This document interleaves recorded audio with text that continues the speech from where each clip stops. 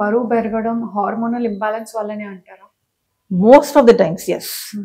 పర్టికులర్గా ఏమంటే thyroid hormone తీసుకున్నాం అనుకోండి, థైరాయిడ్ హార్మోన్ తక్కువ ఉంది అనుకోండి, లో థైరాయిడ్ లెవెల్స్ వల్ల మెటబాలిజం తక్కువ అయిపోతుంది. So she will gain wait.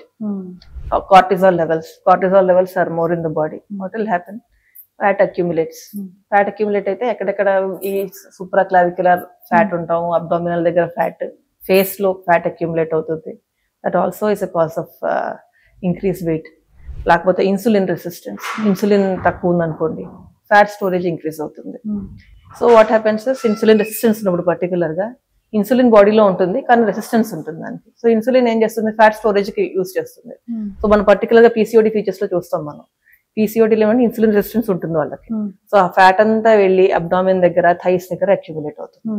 So hormones are causing weight gain, and weight gain will cause hormonal imbalance also. In the PCOD తీసుకున్నాము, weight gain అవుతారు. weight gain వల్ల ఏమవుతుందంటే ఇన్సులిన్ రెసిస్టెన్స్ ఎక్కువ అవుతుంది. So again the same is a vicious cycle basically.